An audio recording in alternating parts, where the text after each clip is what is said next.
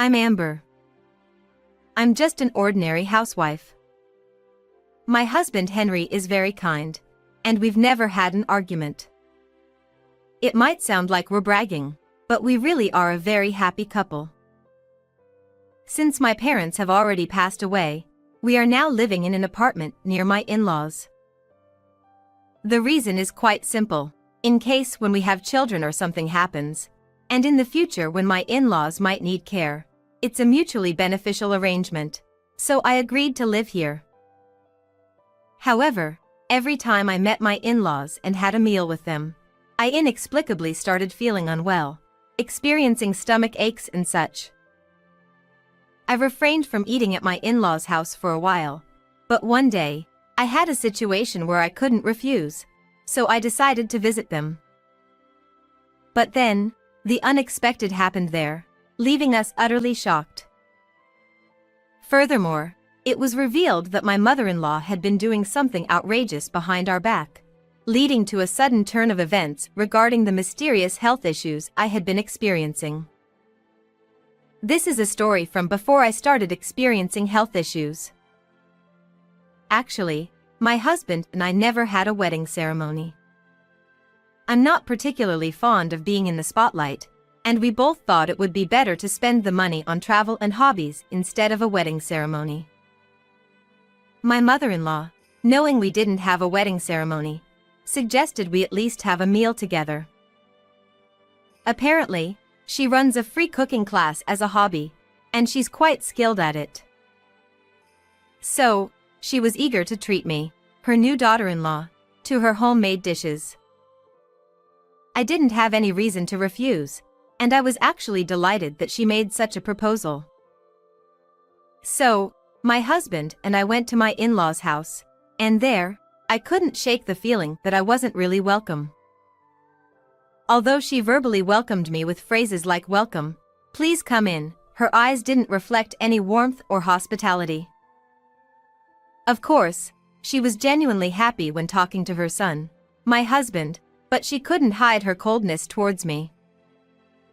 Despite my inner turmoil, the dinner began, and my mother-in-law started placing her lavish homemade dishes in front of us. Some of the dishes were so exquisite that you'd find them only in expensive restaurants. I was so captivated by the food that I almost forgot about my mother-in-law's earlier cold attitude. When I expressed my gratitude to my mother-in-law for preparing such wonderful dishes, she smiled happily and told me to eat as much as I wanted.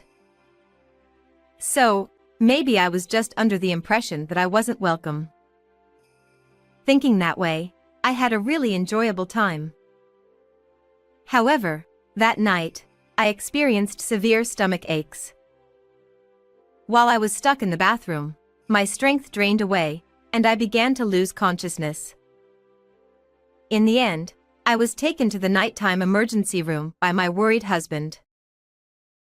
It was nighttime, so there were no specialists available, and the exact cause couldn't be determined, but they ruled out food poisoning. Personally, I wondered if it was because I had eaten expired bread in the morning.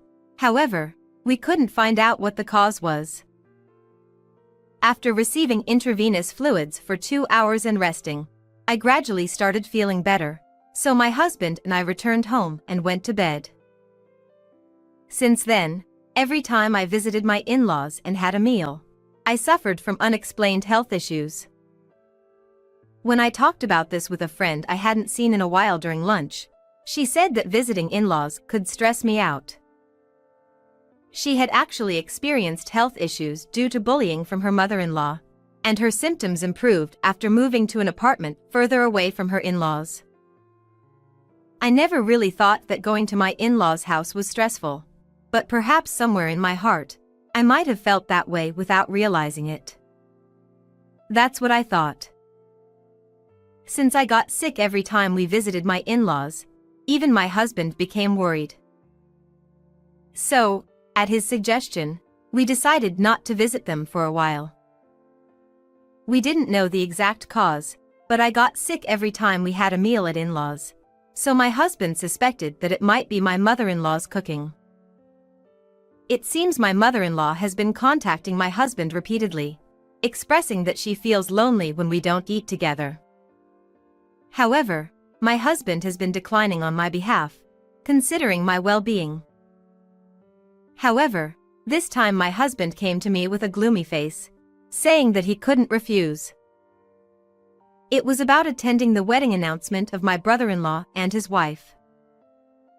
Apparently, there will be a family gathering and dinner at my in-laws' house, and of course, we were asked to attend. Even though I didn't really want to see my mother-in-law, I couldn't ignore my brother-in-law and his wife just because of that, so we decided to go. However, no one could have imagined that such a huge commotion would erupt during this dinner gathering. Still, my husband, who was concerned about my health, said he would tell his mother about me and I didn't have to eat anything. And then, the day arrived. My mother-in-law, as usual, greeted my husband with a smile, but I felt that her attitude towards me was even colder than before.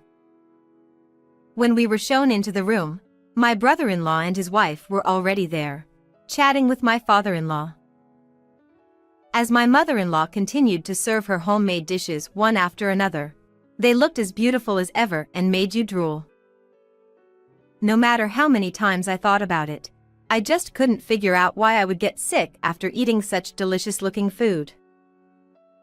As soon as we sat down, my mother-in-law immediately urged me to eat.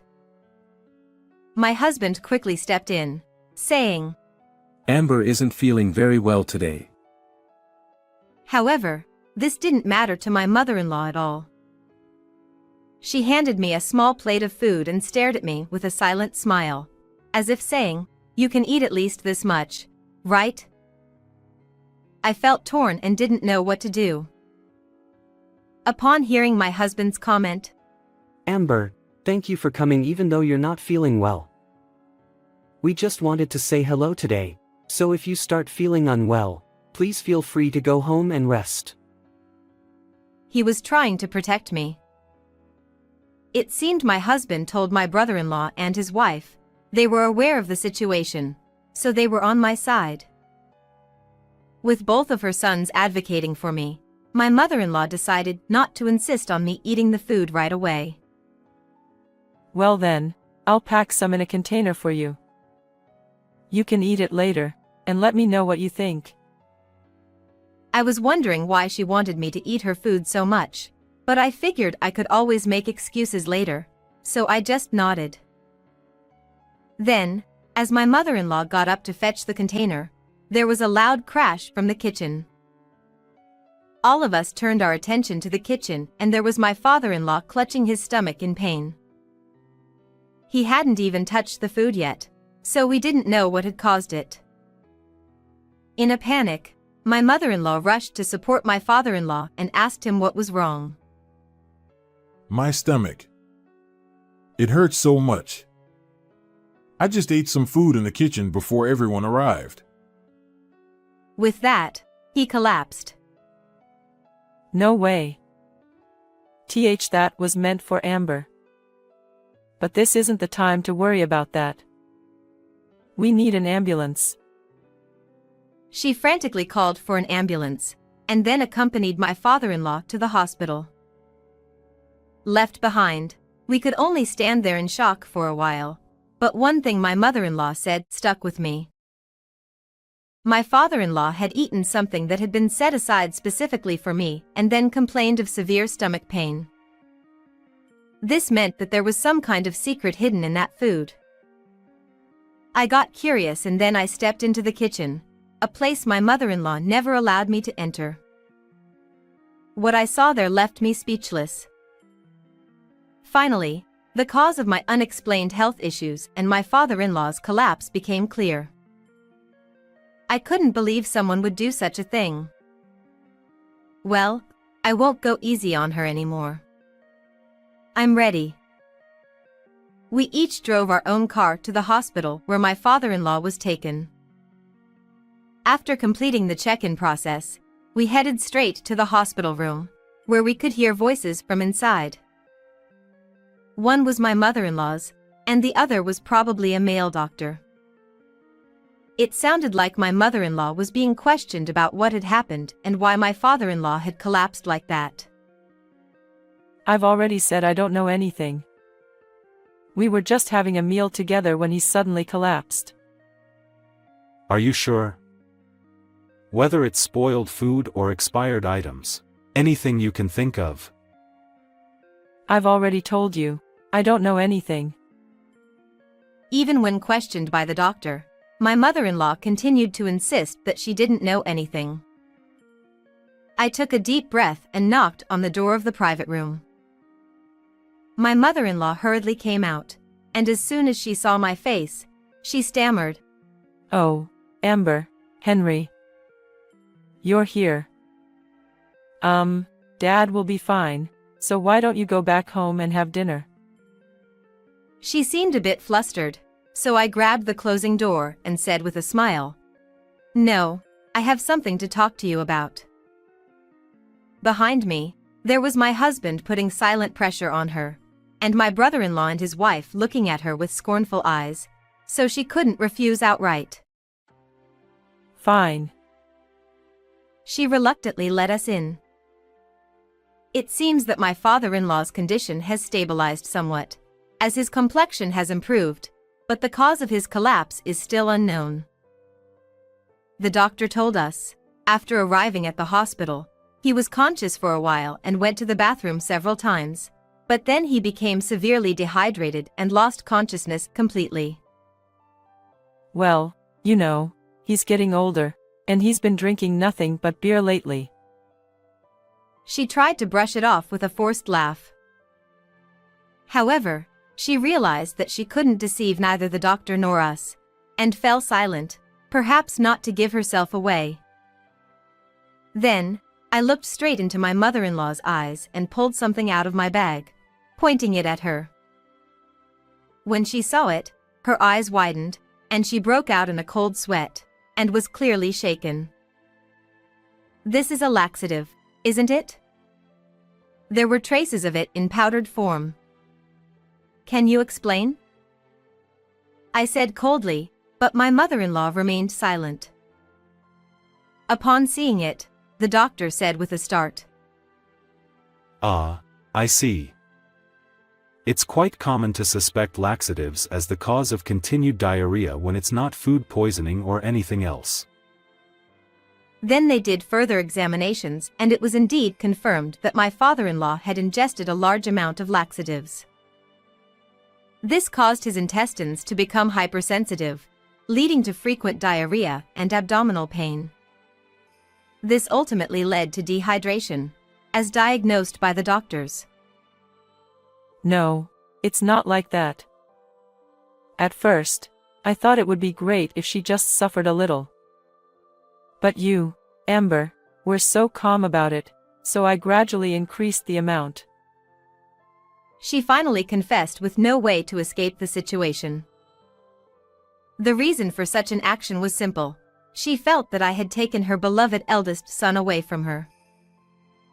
So, what started as a malicious act of mixing a small amount of laxative gradually escalated, and she ended up adding a quantity that caused my father-in-law to collapse. I was appalled, but I said to my mother-in-law, "What you did is beyond comprehension. You have serious issues as a person. Do you know how many times I had to go to the hospital for 4 drips because of what you did? And yet, I can't understand why you would even think to mix such a dangerously large amount." Unable to retort, my mother-in-law hung her head in frustration. And then, the barrage of criticism continued against her. Mom, this is terrible. Amber happened to be tolerant of it and nothing serious hasn't happened to her yet. But what you're doing is no different from being a criminal. After my husband said that, I can't believe it, but were you planning to do the same to Jessica? It's terrifying to even think about. my brother-in-law said this while glaring at my mother-in-law and putting his arm around his wife's shoulder. Then the doctor added, You must not use medication inappropriately. As your son said, your daughter-in-law happened to have a mild reaction, but it seems your husband doesn't have much tolerance for laxatives, which is why he had such a severe reaction this time. Shut up. Because. 11. Though my mother-in-law was a grown woman, she cried like a child. Then, we heard a voice coming from another direction. You! How could you do such a cruel thing? I turned towards the source of the voice and saw my father-in-law, who had regained consciousness, looking at us and speaking. Mother-in-law, with tears in her eyes, took my father-in-law's hand. I'm sorry. I never meant to harm you. But my father-in-law forcefully pushed her hand away. My mother-in-law froze, unable to accept what had just happened. Seeing her like that, my father-in-law let out a heavy sigh and said, Even if you didn't mean to harm me, you've been tormenting Amber all this time. Unbelievable. This is not the act of a decent human. Feeling overwhelmed by his words, my mother-in-law clung to my father-in-law, pleading for forgiveness. And to me, my mother-in-law said, I apologize for everything I've done. I won't ever do such a thing again. So please forgive me. If you forgive me, I'm sure everyone will be satisfied. Right. I couldn't help but smirk, thinking that this was probably just an act, and she wasn't truly reflecting on her actions. Haha. What are you saying now?